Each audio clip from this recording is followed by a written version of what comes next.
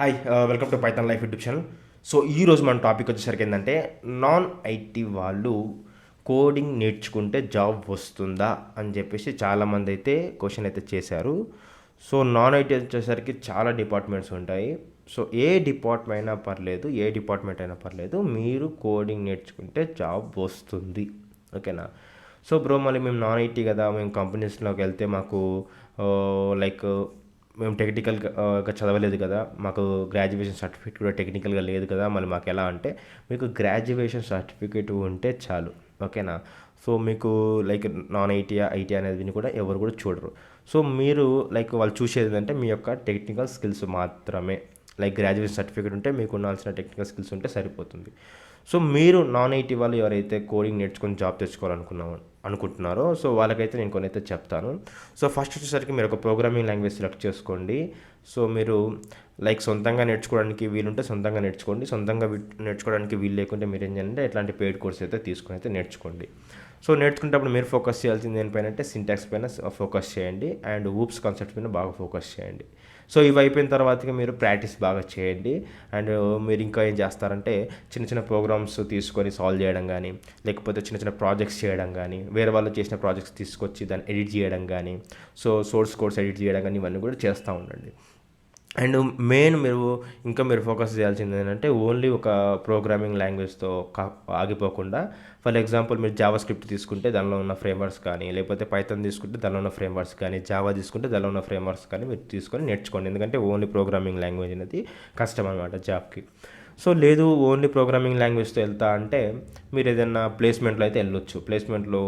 ప్లేస్మెంట్కి సంబంధించినప్పుడు కానీ, లేకపోతే ఏదైనా రిటర్న్ టెస్ట్లో కానీ, లైక్ టెక్నికల్ టెస్ట్లో కానీ అక్కడ మీకు హెల్ప్ అవుతుంది అనమాట ఒక ప్రోగ్రామింగ్ లాంగ్వేజ్ అనేది. సో ఇలా అయితే లేదు నేను సపరేట్గా డొమైన్ లైక్ పైథాన్ డొమైన్కి వెళ్ళాలి, జావా డొమైన్కి వెళ్ళాలి, లేకపోతే జావా స్క్రిప్ట్ డొమైన్కి వెళ్ళాలంటే అప్పుడు మీకు ఫ్రేమ్వర్క్స్ అనేది చాలా ఉపయోగపడుతుంది. ఓకేనా.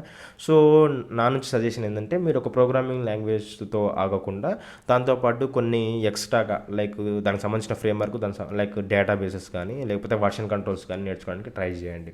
ఓకేనా. సో ఇది మెయిన్ ఇంపార్టెంట్. అండ్ ఇంకోటి ఏంటంటే మీ రెజ్యూమ్ అనేది మీకు ఆల్రెడీ నాన్ ఐటీ అంటున్నారు కాబట్టి మీరు ఏం చేయండి అంటే, సో మీరు మీ రెజ్యూమ్లో మీరు అట్రాక్ట్ చేయాల్సిందంటే మంచి మంచి ప్రాజెక్ట్స్ పెట్టి మీరు అట్రాక్ట్ చేయాలి. ఓకేనా. అట్రాక్ట్ చేయాలి. అండ్ అదేవిధంగా రెజ్యూమ్ మాత్రం చాలా ఇంపార్టెంట్ రోల్ ప్లే చేస్తుంది. సో రెజ్యూమ్ అయితే ఎక్సలెంట్గా ప్రిపేర్ చేయడానికి ట్రై చేయండి. ఓకేనా. సో ఇది మెయిన్. అండ్ అదేవిధంగా మీరు ఒకవేళ లైక్ ఏదైనా ప్రాజెక్ట్స్ చేస్తే లైక్ గిటబ్ అకౌంట్లో మీరు ఆ గిటబ్ అకౌంట్లో రిపాజిట్లో ఆ ప్రాజెక్ట్స్ పెట్టి ఆ గిటబ్ లింక్ కూడా ఇవ్వండి. లైక్ మీ వర్క్ చూపించుకోండి. ఓకేనా. సో ఇది కూడా చాలా ఉపయోగపడుతుంది.